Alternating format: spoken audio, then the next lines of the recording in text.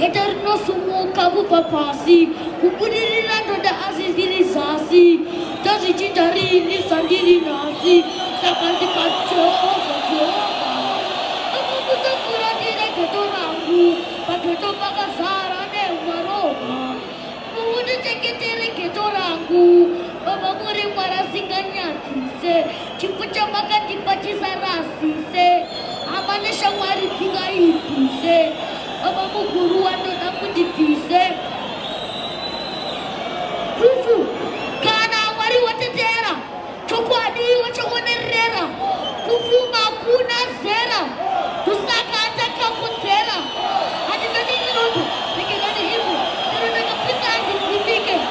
Ewa inina hadi kunike. Wari taingwara imputike. Hichiti. Tapiwa. Jaini. Hadi. Chini. Panadino bana wini tiji bana kadiki ka wadam kaden second fangu kule frangu kana ka wadam kaden au boka wapenza tuko ko trofra ku kule frangu tuko frangu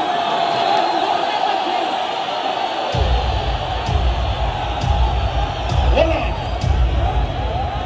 yefana ukuchukuda kamfana ka wina trophy ya karukupi fana wina trophy mdiko ya rukupi arukupi fana wina trophy wala dije fana nini kamuchi ya yote na trophy ya ewa adina kwira omo fana wina trophy kwazi mabara yangu nini takamufura nao aruko kira passport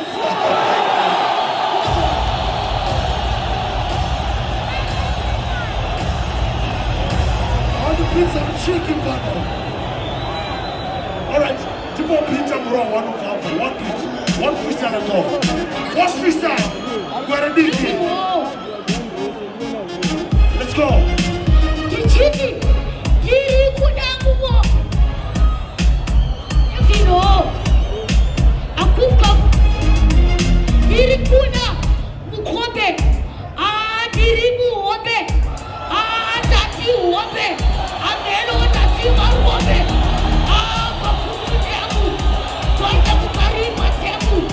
Chiwana nechine chemu. Tati. Dichiti.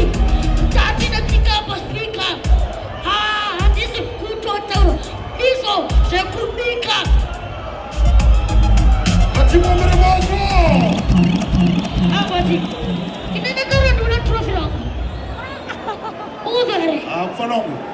Trophy ga unoitora kune munhu aiwina ndomudaidza womutya woitora aiwa ndataura kuti inini mabara ndinawo ndikamupfura anofira passport ende arikutotonopasapa azokwanise kwamuka aiwa trophy yauri kuda tirikupa nhasi mfana kana uchiinda you have to earn it kana uchiinda ndodaidza kamufana kaikai wokatorera trophy pastage kana ngatimwambire maoko ngatimwambire maoko